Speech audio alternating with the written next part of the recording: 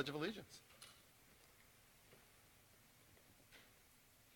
I pledge allegiance to the flag.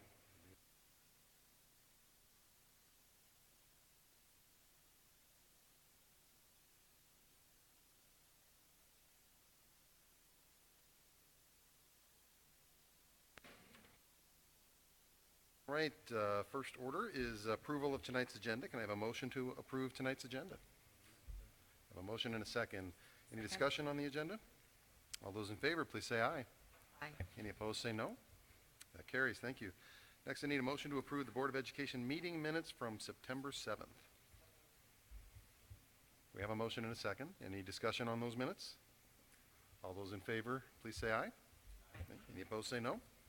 I would like to abstain from that vote. Wasn't here that night. Next order of business is the patron comments, but I don't believe we have any patron comments tonight, so we'll move on. Next one is the superintendent and board comments, so I will turn that over to our superintendent, Dr. Knost. Thank you and good evening, everyone. Nice crowd tonight.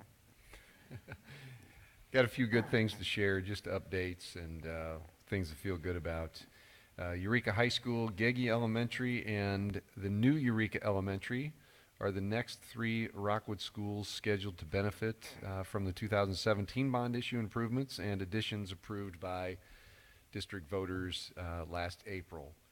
At Eureka High School, we're designing more than 90,000 square feet of classroom additions, including a whole STEM wing will be located on the northeast corner of the building, directly east of the Commons. And the architects are currently working on that, and we hope at some point in time we'll have some nice pictures to share. People want to see pictures quick, and they say, well, we think that some already made. Concepts were made for us to think about, but not anything that we really want to show the public, because then people expect it to look exactly like that. So as soon as we have something we can share, we will. The phase one of that, which is site work improvements, that'll begin next summer. And this will be a phased project. And when I say phased, I don't mean phase one with this bond issue and then we wait for other bond issues. All of it funded with this bond issue, but we've got to phase it. There's tricks to doing construction at Eureka High School with how much we're locked in with land and entrances and exits. So we really have to work on the site improvements and figure out how the driveway is going to flow and take care of all that first, and then begin the construction project after that. So it'll be exciting nonetheless. The project has a 15-month construction timeline. We plan to have it complete and ready for instructional activities on January of, get this, sounds like a long ways away, it's not, 2020. The third phase of the Eureka STEM edition involves renovating science labs in the existing building, and that'll happen that summer of 2020. So there will be work going on at Eureka High School for quite a while, but really neat improvements coming. The Geggy Elementary addition calls for construction of 6 or 7. Depends on the bids that we receive. We have some alternate bids in there. New classrooms. The plans for the new Eureka Elementary School call for more than 100,000 square feet in that building. And of course we're building a large elementary because we know our enrollment is increasing in the Eureka area. And we are in the final stages of the design phase on both Geggy and the new Eureka Elementary. Those projects are set to bid right after we come back from our winter break. And completion of the new elementary school is set for the 2019/20 school year. These things are easier to read than they are to speak. All right, and also happy to mention that all 4 Rockwood High Schools have students who qualified as semifinalists for the 2017 National Merit Scholarship. A total of 42 Rockwood High School students receive those honors. No small task, and something for those kids to be very proud of. So congratulations to them. Also did want to mention, if you are to watch the news, you're going to see me on the news, and that happens often, but we all know it's a heavy week in our region and in our communities. And as I remind people all the time, when our region is dealing with something, our schools are cross sections of our region. So what's going on in the community, so goes to some extent in our schools. And we have kids with heavy emotions and some of them hurting and others confused and others having strong opinions about this and strong opinions about that. And sometimes people think that a school's stance should be that we're not going to deal with that in school. And it's impossible for us to not deal with that in school. So we have been working with kids in our schools all week, talking with kids all week. And yes, some of them do make decisions to stage various demonstrations or what have you. And of course, we can't afford to be planning those things for kids.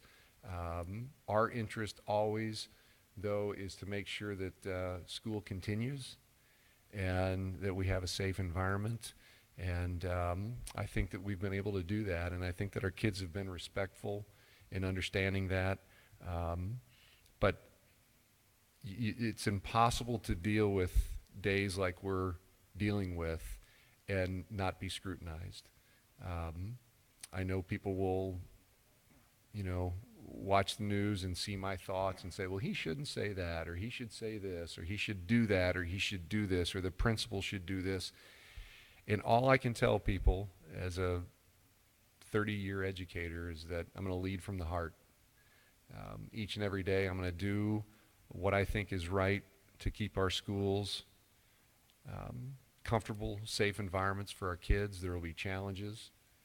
We've had them this week. We'll have them tomorrow, and we may have them in the weeks to come, and we'll have them for reasons we don't even know yet in the future. We'll lead from the heart. We'll continue to love and nurture kids. We're not here to judge kids. We're a public school. We accept the kids as our kids, no matter where they lay their head at night. We love them all. I personally mean that. I don't just look like I don't sleep. I really don't sleep. I sometimes don't know how I still function for a board meeting. Anyway, I just wanted to publicly make a few statements. We don't always have a big audience here, but we do record these, and people do watch our board meetings through social media quite a bit. And I think it's important for people to know that I may not always have the right answers for everybody to hear, but I love kids, and I love all kids, and the decisions that we will make, myself, my wonderful team, all of our building administrators and teachers, we're going to love and nurture kids regardless of who they are, regardless of what they believe, and we're going to try to have some harmony through it all. I've been singing a lot of 60s songs in my head lately, and I don't mean to belittle it. It's a heavy time, and there's some kids that are really hurting and really just don't understand things, and I've personally sat with kids today through tears that looking for answers. So, not to belabor it, but we are dealing with it, and I don't ever want people to think that we're trying to pretend that we don't have these same issues in our schools. We do, and we have to address them, we have to work with them, and we'll continue to love kids and do our best. That's all I have. Thank you. Any other board member wish to make comments? I had the opportunity this week to attend the President's Forum, and it was refreshing. It's exciting to see the leadership that we have of volunteers in our district that are supportive of our schools and committed to the students of their schools, but working together collaboratively as a district. It was a good thing to be at. Thanks for being there. To comment that last Monday night, September 11th, I attended the SSD Governing Council meeting, and I know we're going to hear more about special education in just a little bit. It was their fall, our first meeting of the year, school year orientation meeting, and it was well done, and have some numbers specific to Rockwood, which again probably we'll see later. But as always, it's informative, and it's great to sit around the Governing Council table with other board members from the different districts represented, and I'll share this information with you, Matt, and others as we move forward. Yeah, thank you for taking that position and doing that. You're well suited for it. It's an interesting. Yeah.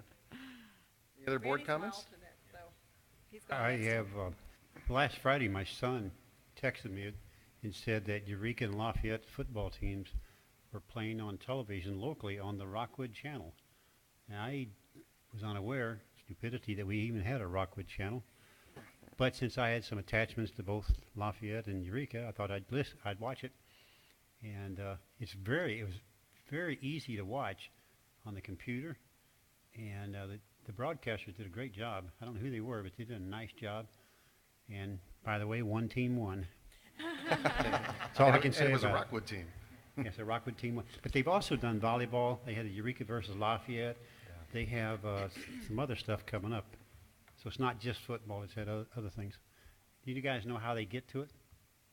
You're not familiar with it? Oh. Yeah, that's it, Prepcast.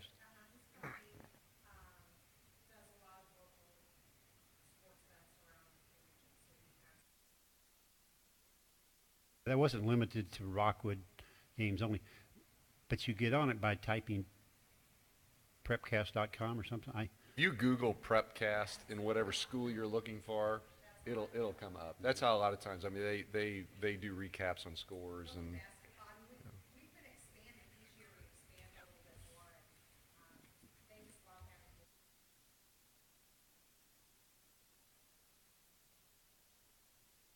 It's a very, very high class production. Oh, and by the way, this school, it starts with an E, one. Any other board comments this evening? I would like to point out to the board and to the audience that we got a really nice card from all the kids that are attending St. Louis Community College under the Early College Partnership.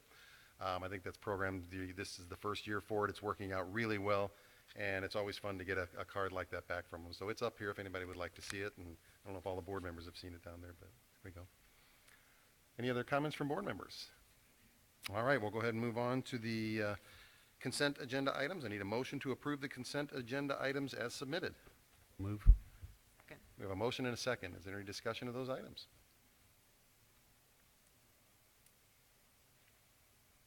I think there's a gifts to schools item in there.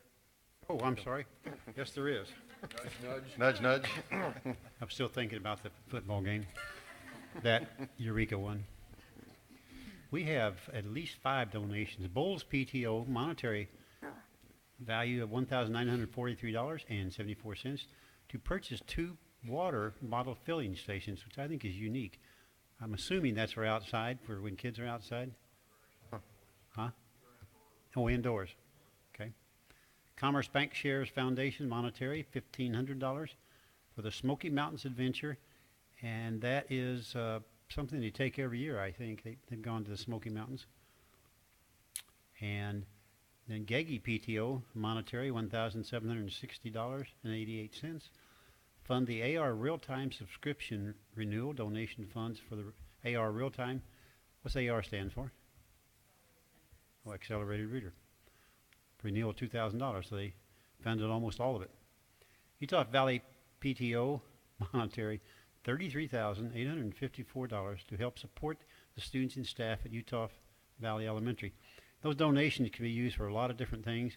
It says limited, not limited, student folders, field trip transportation, online reading subscriptions, etc. And the last is 2 from Wild Horse.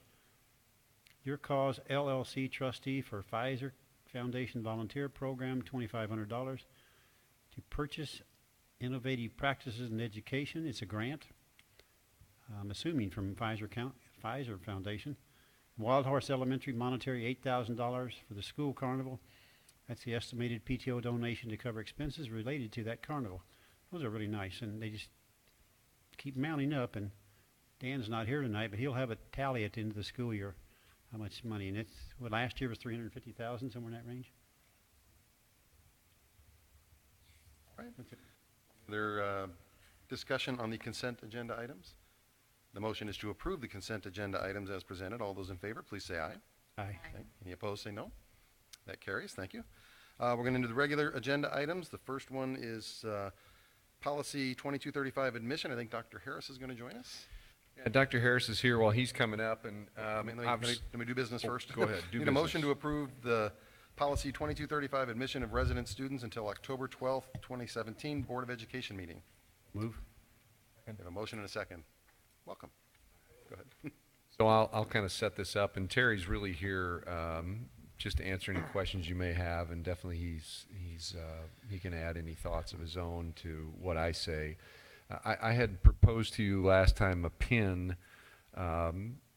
on this topic, and admitted that we had kind of already traveled down the path because we had some communications from parents. One parent in particular who I think it's right to say that he was a little frustrated, but he was am I saying the right one, Terry? Yes. Okay. And his question was about our paperwork process for being a resident and enrolling your student, and there are some unique circumstances. In this case, this gentleman every year had to go through the same thing, and he was quite frustrated that he couldn't do anything electronically, that he even compared us to a lot of governmental agencies that allow this, and we wouldn't. And I assured him that I thought it was for legal reasons, and I thought I should follow it up with checking with our legal counsel, and I did, and they said, well, actually, you guys probably should update this system. And so I quickly turned that over to Terry, since it's really his department, and he's worked with them, and we've got this update and these revisions that have been shared with you, and you can ask Terry some questions about it. But it made some sense. But that's the reason we kind of got ahead of ourselves, because by me asking that question, and that's what's kind of strange about our PIN process, is that I really should have thought before I even explored what that gentleman was asking. I should have came to the board, but that's laborious, and I know that the board doesn't necessarily think that needs to happen. So here we are with the first reading that's been shared with you. Terry, any comments about the? I think that you covered it. I mean, we cleaned up some language, and the big piece is around allowing parents to submit electronic copies of bills for enrollment. Do you have an electronic signature attached to that? I don't think we explored that. So the policy, or what we're looking at, is the name, and within 30 days. So it didn't ask for electronic signature. Really the concern that was presented wasn't so much about the signature, but as Terry said, mainly that it was about bills and Correct. Things that they could otherwise in this electronic day and age just send, email copies or what have you.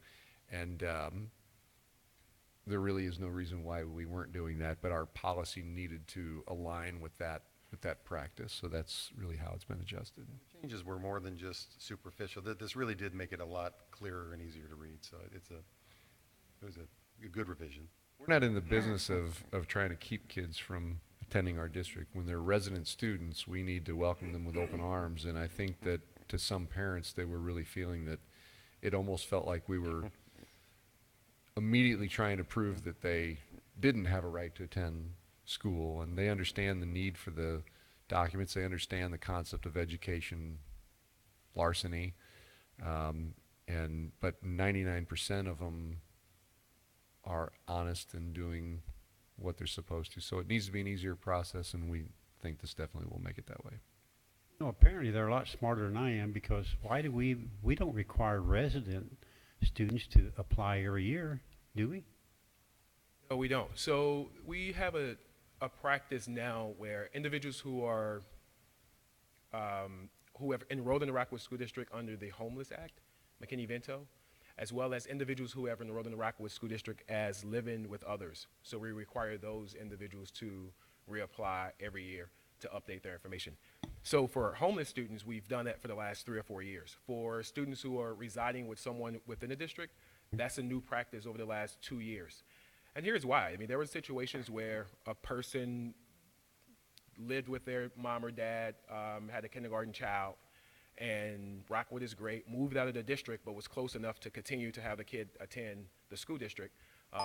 And we just didn't know that. We didn't follow up with that information. So because we're following up with our students who are homeless in the district, we thought that it was appropriate to also follow up for students who are residing with other individuals in the district. So just to streamline the process.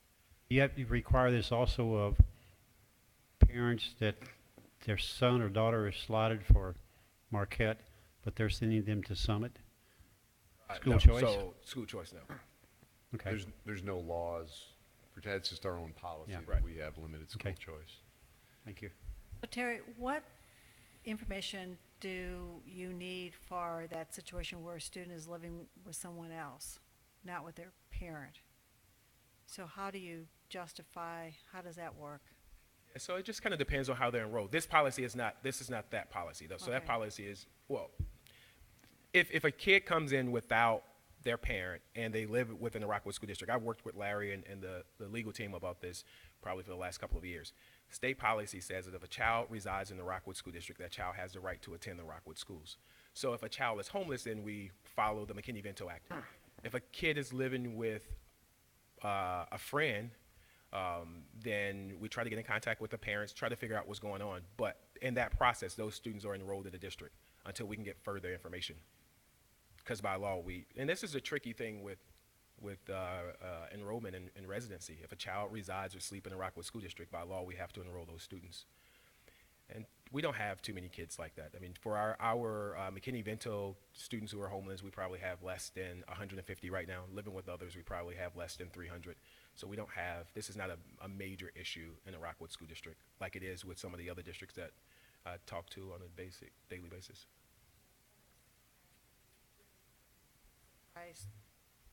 Whereas child with someone else. So it's really tricky because if a kid lives with, if I'm a 15-year-old kid and I live with my friend, then technically, and the friend doesn't have guardianship, their parents, technically by law, I'm homeless. I'm an unaccompanied youth. So yeah, so we enroll those students that way. Is there something on that related to VIC students? Because they're really not residents in the district, and do they have to fill it out every year? So the VIC students fill out, so this is not that policy. The other policy is enrolling students who are non-resident students, Okay. where we cleaned up information about VIC students as well. But the VIC students fill out information identifying the fact that they live and reside in the city of St. Louis. And once they prove that they live in the city of St. Louis, then they're eligible to participate in the VIC program.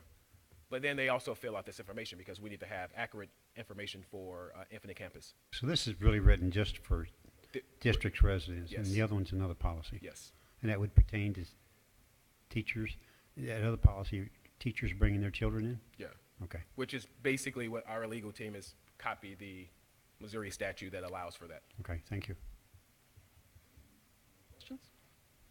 Just in terms of housekeeping, the reason, and I think everybody knows this, but worth repeating, the system works when a policy change is brought up versus the PIN, then they bring it back as first reading, and that's where we are tonight.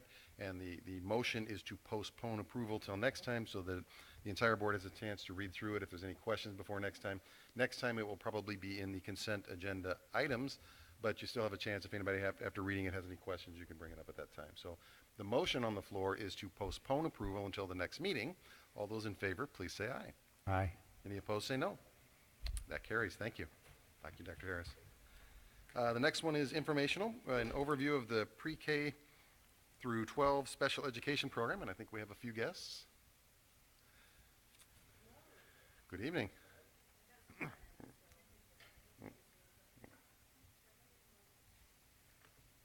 First, just start with Welcome. introducing everyone. President Dole, thank you so much, and directors for letting us present tonight and talk a little bit about our special education services that we have from pre-K through 12. And I want to especially thank Dr. Knoss for allowing me to have this as a joint presentation because we talk a lot about partnership and serving all of Rockwood kids. And even though that may look a little bit different in our pre-K program than our K through 12 program, we are unified. So tonight we come to you for the very first time giving you a unified overview of pre-K through 12 special education update. So without further ado, up here with me I have coordinator Jamie Smith, Dr. Jamie Smith, and she oversees special education, 504, and homebound services for Rockwood.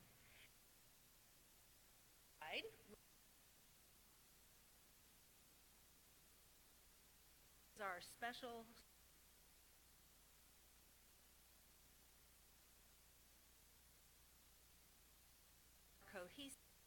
with a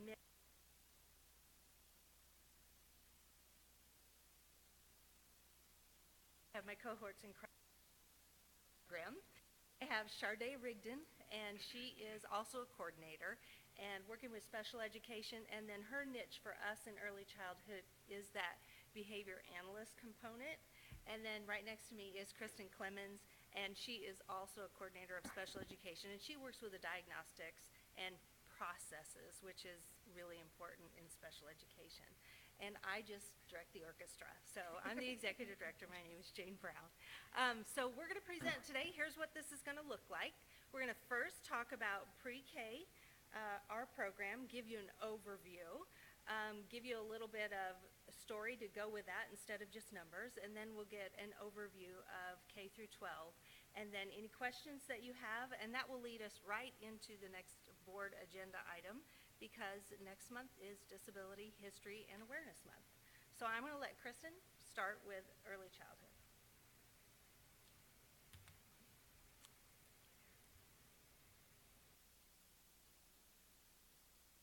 Is it on? Oh, there you go.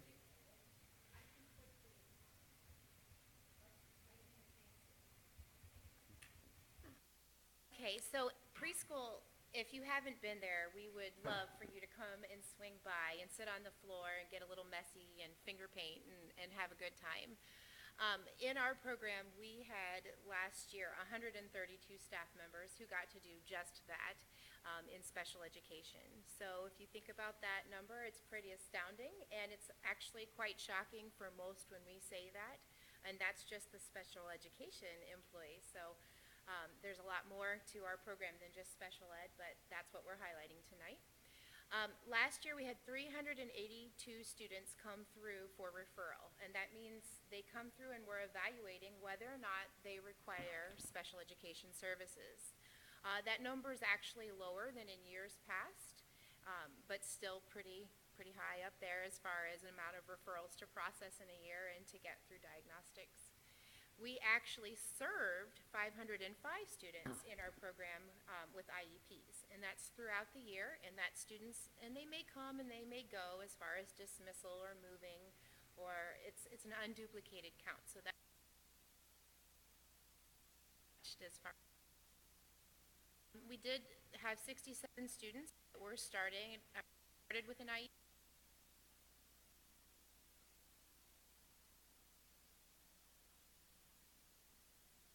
At 2 schools? You're talking about 2 schools. Actually, we're in 11 locations Oh, in that's the right. district. I was thinking, I shouldn't say the main 2, but Yeah, the main 2. So we Yeah, have okay. Vandover and Clarkson Valley. Vandover's in Fenton, and Clarkson Valley's in Chesterfield. But then we're in 9 other locations in the district as well. And we also go into the private preschools and the parochial preschools in the area, and we service students there because that's their least restrictive environment, which we're always looking to keep children in. Kids come to us at this age, 3, 4, and 5-year-olds, from parents as teachers, and from screening, and from parent phone calls. And it's always a difficult call to get when a parent says, I just left the pediatrician's office, and this is what was said to me. And so that is, both a blessing and a challenge of the position of special ed in early childhood, because we're often teaching parents about processes and teaching parents about what their kids need and how they can get that through our program and the services. We worked really hard, and it's actually a 3-year process that we went through to revise curriculum. It was quite well vetted through a professional group of ladies and teachers and administrators, everybody that was involved. And this year we're adopting our new curriculum, and it is inclusive of all students and their abilities and their needs. And it meets the needs for students that are maybe achieving beyond what you would consider preschool age level, and it meets the needs of students who are still working on essential skills. So exciting that we were awarded the National School of Character, and that was an effort by every staff member and every parent and everybody that basically crossed our threshold. We were focusing on the way we interact with kids and with each other, And so that was a really great award that happened. And there is a social emotional behavioral screening that we're doing in the program that allows us to vet out without going through an actual special education process, but to look at the emotional and social needs and behavioral needs of our students that may just rise to a level of needing intervention, but not yet to a level of special education. And so a screening tool was introduced and brought to the staff and has been a successful model for bringing kids to light that may need additional supports. Are you still getting constant calls from other schools and districts wanting to Actually, come and see Rockwood because you are the standard? You had one and I had Yeah. one within the last couple weeks. And next week, we're actually touring several people that are coming for the character education tour.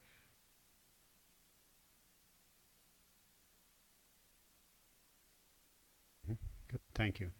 Zoom opened a new program this year, and they were very heavily reliant upon information and upon us for just getting the information that they really wanted to have an excellent program. And they chose us to model a lot after, and it was a very involved process. So it's good. All right, so before we move on, I just wanted to read this story because this is great for numbers, but it really comes down to the individual child. So I'll just kind of read this letter that I received from a parent. It goes like this. Dear Dr. Jane Brown, I wanted to write this letter to express to you how amazing your teachers and staff are at early childhood. My son came to this school 3 years ago and started in Miss C's classroom. At that time he was 3 years old, he could not talk and was like a blank slate. Miss L started as his speech therapist, and Miss, we'll call her LL, was his physical therapist. Later that year, my son started attending another classroom in the afternoon. It was hard at first to send my little guy to school all day, but I was terribly afraid of not taking every step necessary to get him the help he needed. In the second year, my son moved to another classroom, so we're moving him along the continuum of least restrictive. That's why all these moves. At this time in his second year, we got my son glasses and tubes for his ears, which did help, but all the support from the teachers and the staff that helped him in these years has benefited him more than words can express. I remember in those first 2 years crying almost every day because I didn't want my child to suffer and not have a normal life. Watching your child struggle to talk and function in a normal way is very difficult, something I never thought I would have to deal with. The teachers and staff would talk to me every day and give me so much hope. They became like family to me. They held my hand and walked me through every step I could to help my son get better and stronger in his skills. They also guided me towards resources to help me and how to get those things, even though finances were limited. My son started making great progress in his second year. Blank has been an exceptional teacher, and my son has come so far in her class this year. Miss L has also been with my son since day one. She has been a rock for me on this journey. I am so blessed to have had the services from your staff and school. I have no idea where my son would be without it. Thank you for your support of the special needs in young children. These programs are priceless for children to have a chance. My son is going to have a very bright and successful future because of you and your staff. This child is now in second grade, and I just touched base with his first grade, with his principal, and she had another very heartwarming story that he helped another new student in the class when it was fire drill time, because he used to be scared of fire drills.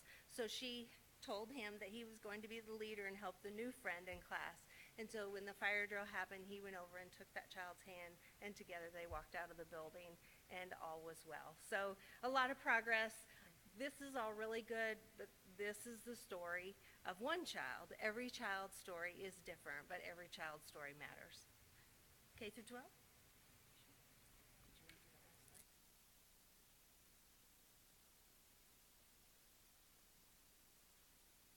We have in our through 12th grade for the individual for 400, nearly 3,000 students Rockwood School District.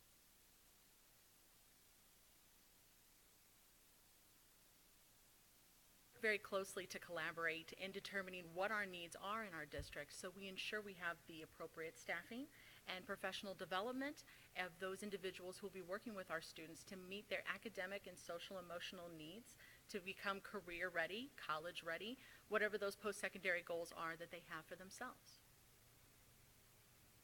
Just some fun facts about our particular programming. We currently have 40 classrooms throughout the Rockwood School District that support the special education needs of students. They can specialize in areas for students with autism, students with functional needs, or students who have some therapeutic needs in the area of social and emotional behavior. We actually this year were able to work very closely together to collaborate to increase both our special education programming and our special education administrative staff. Currently, we have 10 special education administrators servicing the Rockwood School District, and as we know, we continue to grow and build. It was critical that we had that additional individual, and thank you, Lynn Midyett, for your support and assistance in knowing that it was very important for us to have that additional administrator who is currently supporting Lafayette High School and the ILC. Our new special education classroom happens to be at Werther Elementary School, and it's supporting some of our students with more functional needs.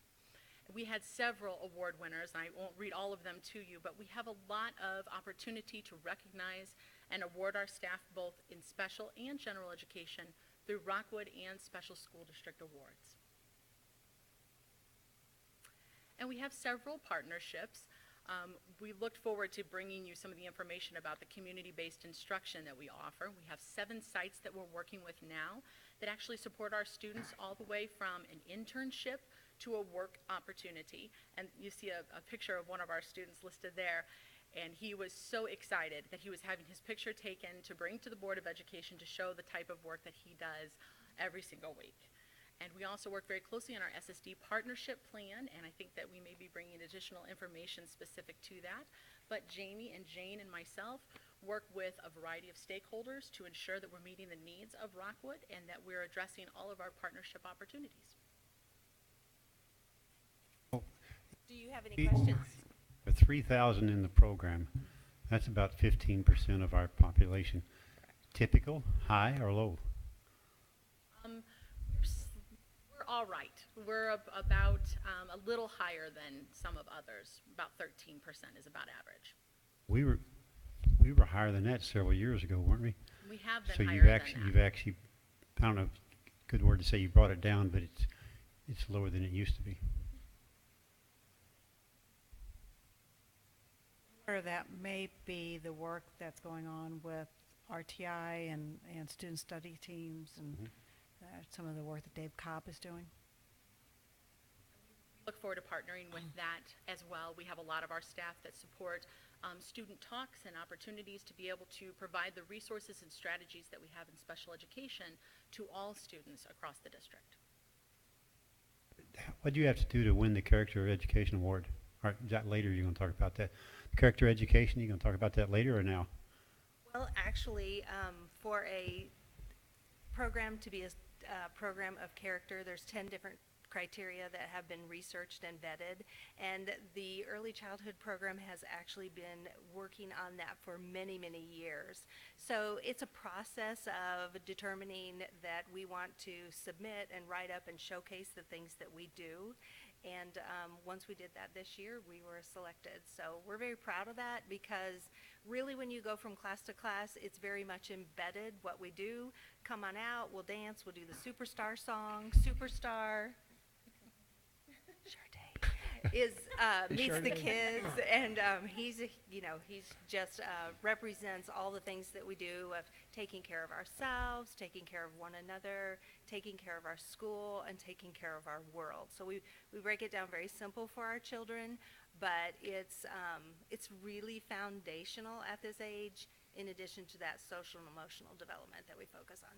I also hear you say that very few early childhood programs receive the National Character Award. Yeah, it's only been a couple of years that that early childhood has been included in the process to be selected as a school of character at the state level or the national level, and so we're kind of right on top of that. I mean, it's only been, I think, maybe 3 years, but I think maybe even 2. It's only been a few. I think the only other Melville. Melville. Yeah, Oh, how I can know forget? that. My apologies. Yeah, But that's at the time before I was returned here as superintendent, where it was not. So we were pushing that, and they jumped right on the bandwagon. We were right behind them, you know.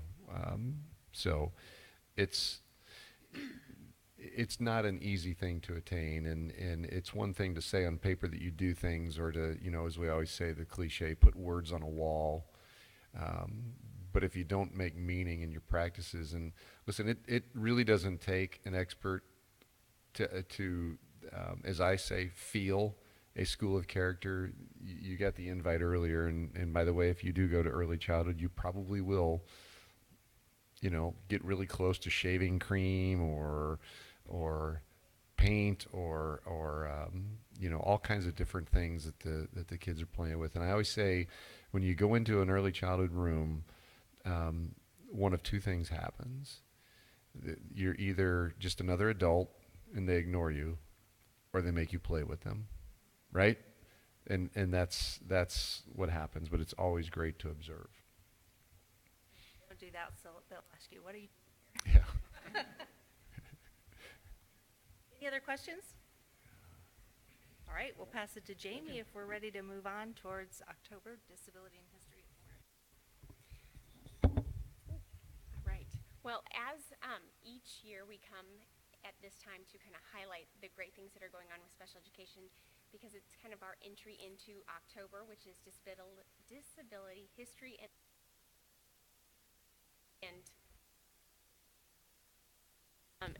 during the month of October, the communications department always teams up with our staff to look for stories that can highlight some of the great things that this team has already talked about. I know this week on the Rockwood website, there's a story about the Marquette Dazzlers.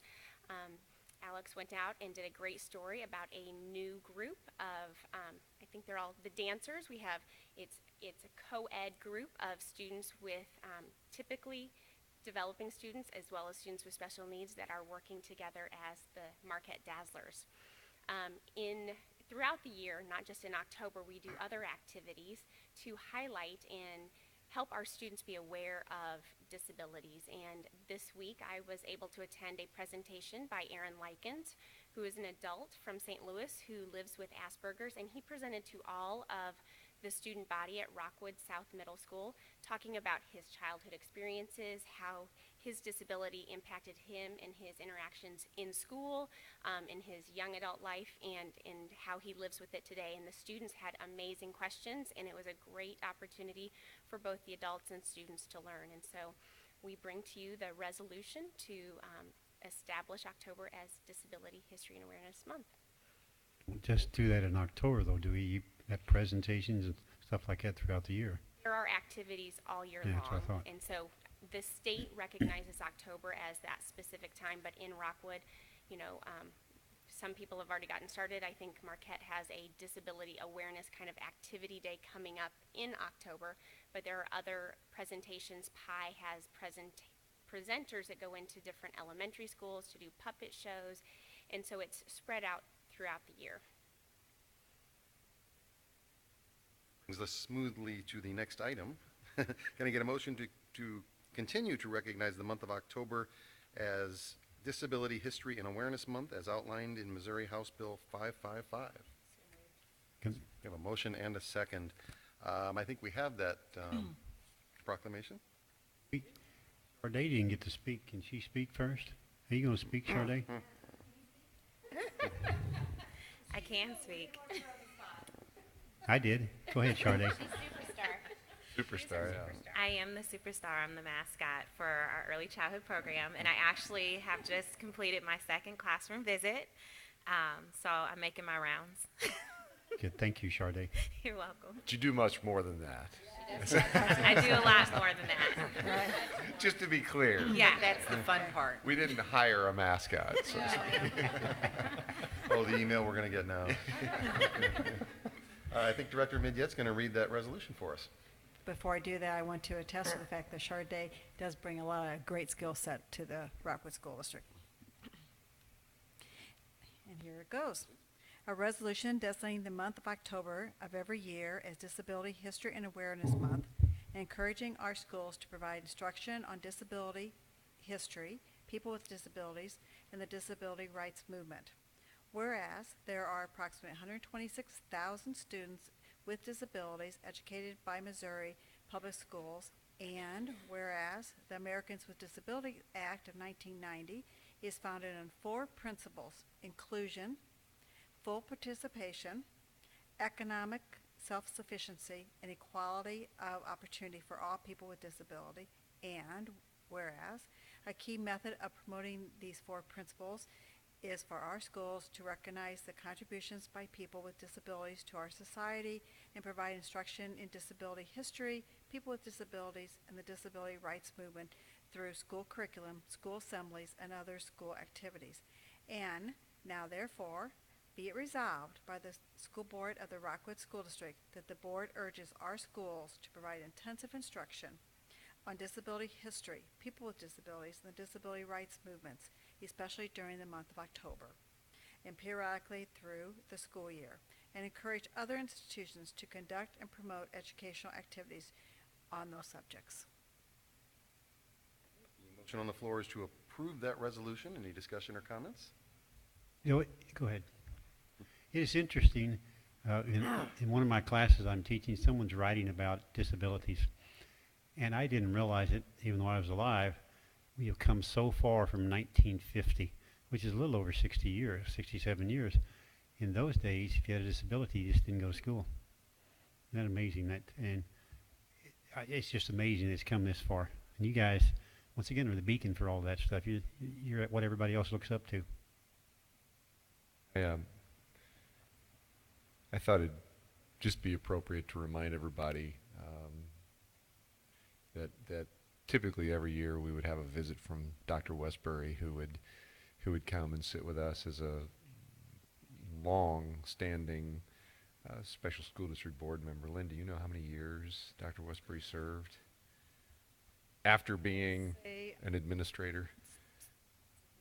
20? I thought it was in that range too. I thought it was beyond 15. But anyway, we lost Dr. Westbury this past year. He passed away after being ill, and he was a great advocate for all kids, but really a strong voice in the special education world, which is our world.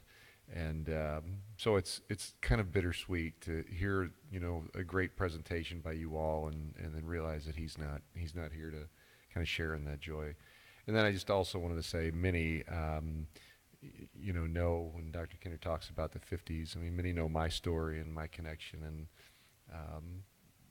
growing up with a brother who things looked a lot different. Can't speak to the 50s, but I can speak to the 60s and the 70s, and it's just amazing.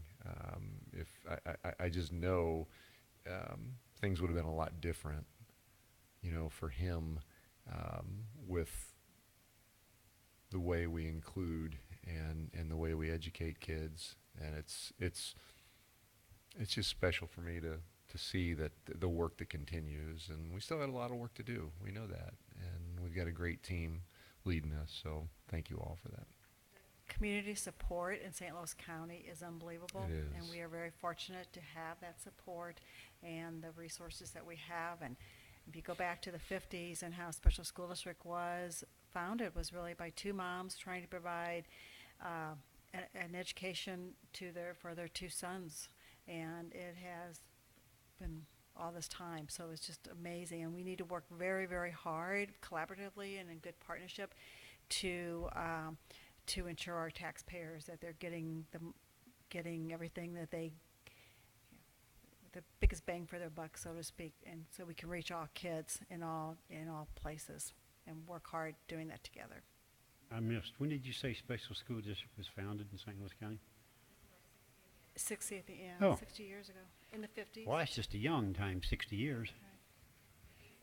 But what's amazing is our resources that we have here that other places don't have because of the efforts of Special School District and the founding parents. Other questions or comments? It was neat presentation. Can I use that word? Is that the word that they accept today? cool. No, I don't use that one anymore. The motion on the floor is to approve the resolution. All those in favor, please say aye. Aye. Any opposed, say no. That passes. Thank you. Thank you very much. The next one is also a resolution. I think Mr. Northington's going to join us. I need a motion to approve the resolution adopting the St. Louis Regional All-Hazard Mitigation Plan. So move. I have a motion and a second. We do have the resolution here. I don't know if you have anything to summarize before we read that, or? Yes, just to give you a brief background on this. This resolution comes as a result of the State Emergency Management Agency meeting the requirement of federal statutes to revise and adopt a hazard mitigation plan every 5 years. This plan covers the time period of 2015 to 2020. A plan has been submitted to FEMA and has been approved. FEMA requires that local governments and school districts that may apply for pre-disaster funding have an approved plan. So adoption of this resolution says that we've an approved plan. It doesn't obligate us for anything going forward, but in the event that we needed to apply for funding, we have set the mechanism in place. Director Miller is going to read that for us. Resolution of the Rockwood R6 School District, St. Louis County, Missouri, adopting the St. Louis Regional All-Hazard Mitigation Plan, updated 2015. Whereas the Rockwood R6 School District, St. Louis County, Missouri, hereafter referred to as the district, recognizes the threat that natural hazards pose to people, property within the district, and whereas the district has participated in the preparation of a multi-hazard mitigation plan, hereby known as St. Louis Regional All-Hazard Mitigation Plan, updated 2015, hereafter referred to as the Plan, in accordance with the Disaster Mitigation Act of 2000, and whereas the Plan identifies mitigation goals and actions to reduce or eliminate long-term risk to people and property in the district from the impacts of future hazards and disasters, and whereas the district recognizes that land use policies have a major impact on whether people and property are exposed to natural hazards, the district will endeavor to integrate the plan into comprehensive planning processes, and whereas adoption of district demonstrates their commitment to hazard mitigation and achieving goals outlined in the plan. Now therefore be it resolved by the Board of Education of the Rockwood R6 School District, St. Louis County, Missouri, that Section 1, in accordance with the Board of Education of the Rockwood R6 School District, the Rockwood R6 School District, St. Louis County, Missouri, adopts the plan. I love saying the plan. Plan. It just sounds so important, doesn't it? Well, certainly the news lately of the hurricanes and earthquakes makes this all too pointed. But I'm curious. This is in 2015, but we didn't approve it then until now? There's some things that have to go through. The actual request to approve this came to us just a short time ago. So now they're asking municipalities and school districts. The two floods in 3 years? 2 floods in 3 years? Yes. Isn't good enough proof? Or you're not saying proof, it's just you have to get things. Yeah, things. and this is a formality regarding, regardless of what's going on in our environment around us. This is something that they do every 5 years. any discussion or questions about this? The motion is to approve the resolution. All those in favor, please say aye. Aye. Any opposed, say no. Please note that that passed by a 5-0 vote in affirmative. That needs to be on there. All right, thank you. The next one, I think Mr. Friend's going to join us. I need a motion to approve the bond issue purchases and related contracts between $7,500 and $150,000 as submitted. We have a motion and a second. Hi, Chris. Not quite yet. I'm with you. Yes. I'm with you. I was Good waiting evening. for my call. I have one item that we'll review quickly, and it is actually a review of an item that was approved back in August, at the August 17th meeting. At the time, the AIA contract for this contractor was not prepared for signature, so we're bringing it forward again for approval and signature tonight. So this is for a building repair at Eureka High School, a tuck pointing repair over the main gym lobby. It's not a result of the floods, is it? No, it is not, but it actually, it reared its ugly head during the heavy During the rains. Yeah, I was that we thinking had. that lobby is new. It's not, it's 13 years old, I forgot. Yeah, it still feels new, but it's Yeah. not. Questions on this item? We have another item. Can we bring up the other item and just take a look at it?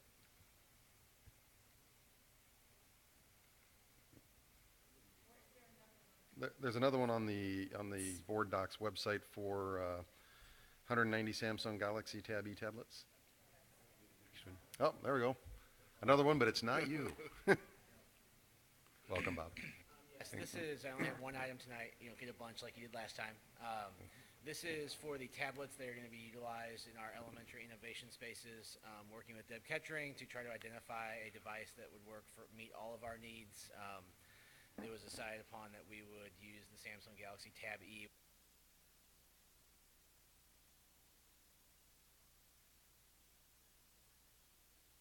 Questions, Bob? It says the purchase is part of an approved cooperative purchasing agreement. What's that mean? State contract,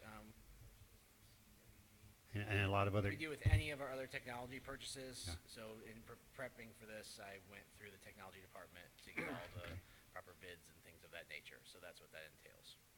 second thing, you're purchasing 190 Galaxy Tab E tablets. How do you evaluate after a year or 2 years whether they're worth it? I think that goes Success. into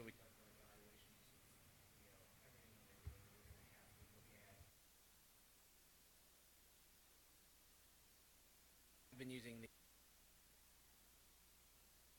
STEM initiative.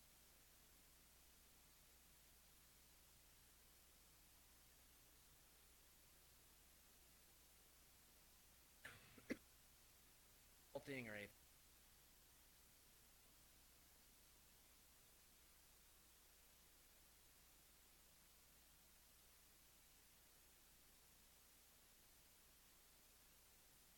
So I was going to try to find out, how do you evaluate it in terms of student achievement?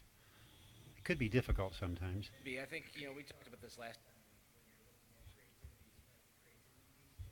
time. Difficult to do that with, but I think we have to look at, as much as this may not be a numbers game in this, the numbers we can pull are, you know, how many teachers have used this, how many students have gone through and used this. But I think we also need to look more, almost like kind of teachers are doing now with students from a portfolio standpoint, really just to kind of showcase what are the things that students are doing with those devices, and with all the other items that we are going to have in those spaces.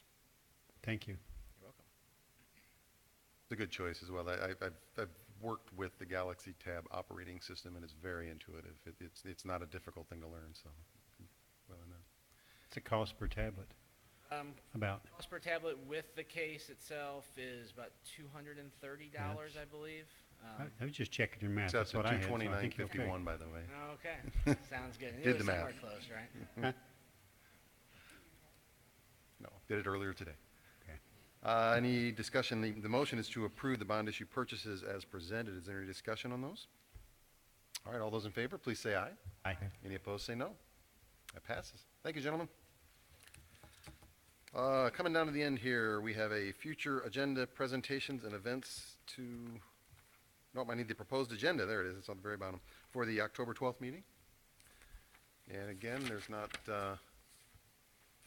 we still have a week or so. If anybody has anything they would like to see added to the agenda or have questions about what's on the agenda, please try and do that about at least a week before the meeting so that we have time to get the background information. But right now, these are the items, you know, there are a fair amount of things on there. We talked last board meeting or during another meeting about Paul making a presentation in terms of finance. Did we put that off to December or something like that? It was, so at least I can understand finance a little better. Did I dream that or? Oh, you had asked a question about change orders in particular. Oh, yeah, we did that. No, the other way around. We did, The financial. Paul did a rundown of the timeline and the process for approving the Right. budget at our last meeting, and then you had a question about change orders, and I said at a future meeting we would provide some more information about that change order process. You may remember. It's okay. Next item is future presentations and events to attend. I think everybody has at their place a listing of those. I imagine that Janet or somebody put that together, maybe it was Kathy, Janet, Kathy? Thank you very much, it's a great list. It goes school by school, and if anybody wants to take a look at one, they're up here, and you could probably get a hold of one as well, but it's district-wide and all the events, and just in a few months, it's 4 pages or 5 pages, double-sided, so there's a lot of stuff.